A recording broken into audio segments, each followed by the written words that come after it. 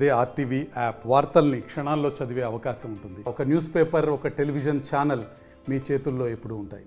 రాష్ట్రంతో పాటు ఉమ్మడి కరీంనగర్ జిల్లా వ్యాప్తంగా గంజాయి కేసుల సంఖ్య రోజు పెరిగిపోతుంది. ఒకవైపు పోలీసులు ఉక్కుపాదం మోపుతున్నప్పటికీ సైతం కొంతమంది అక్రమదారులు అయితే గంజాయిని అయితే సిటీలోకి అయితే తీసుకొస్తున్నారు, పల్లెలు పట్టణాల్లోకి అయితే తీసుకొస్తున్న పరిస్థితి మనం చూడడం జరుగుతుంది. ఈ మధ్య చూసినట్లయితే కరీంనగర్ జిల్లా గంగాధర మండలం గట్టుబుత్కూరులో ఉన్నటువంటి ఒక రైస్ మిల్ దగ్గర బీహార్ రాష్ట్రానికి చెందినటువంటి ముఖేష్ అనే వ్యక్తి గంజాయిని కలిగి ఉన్నాడన్న పక్కా సమాచారంతో గంగాధర ఎస్ఐ వంశీకృష్ణ వెళ్లడం జరిగింది. అనంతరం అయితే గంజాయిని స్వాధీనం చేసుకోవడం జరిగింది. ముఖేష్ని అయితే కేసు ఫైల్ చేసి రిమాండ్కి తరలించడం జరిగింది. పూర్తిగా విచారణ జరుపుతున్నారు.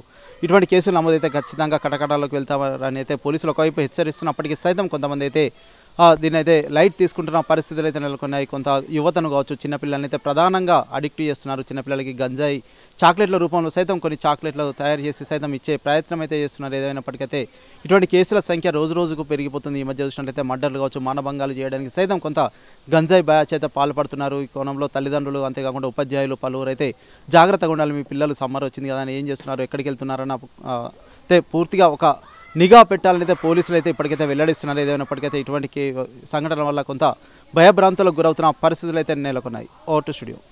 ఈరోజు సాయంత్రం సమయంలో గట్టుబుత్కూరు గ్రామంలో జానకిరామ రైస్ మిల్ ప్రాంతంలో ఒక అతని దగ్గర గంజాయి ఉన్నట్లుగా సమాచారం వచ్చి వెళ్ళి చెక్ చేయగా అతని వద్ద దాదాపు 68 గ్రాముల గంజాయిని స్వాధీనం చేసుకోవడం జరిగింది.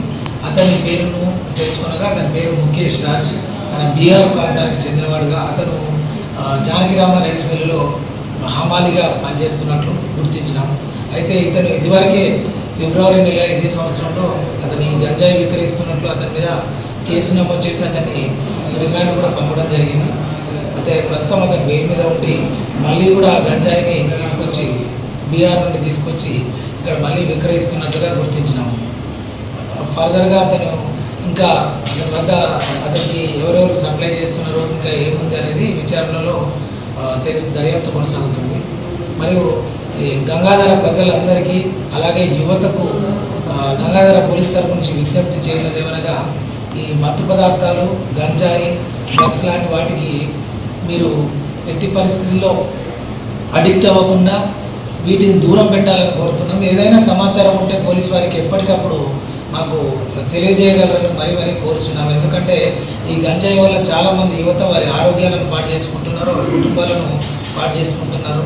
ఇప్పటికీ చాలా ఎంతో చెక్ చేసినా కూడా దొరకకుండా చాలా సీక్రెట్గా రన్ చేస్తున్నారు. కాబట్టి ప్రజలందరూ అప్రమత్తంగా ఉండి ఎప్పటికప్పుడు మాకు సమాచారం అందించాలి. గంజాయిని పూర్తిగా నిర్మూలించే వరకు అందరం కూడా దీనిపై గట్టిగా ఉద్యమించాలని కోరుకుంటున్నాను. Thank you. మరిన్ని వీడియోస్ కోసం ఛానల్ ని సబ్స్క్రైబ్ చేయండి. లేటెస్ట్ అప్డేట్స్ కోసం వాట్సాప్ ఛానల్ ని ఫాలో అవ్వండి. ఆ లింక్ డిస్క్రిప్షన్ లో ఉంది.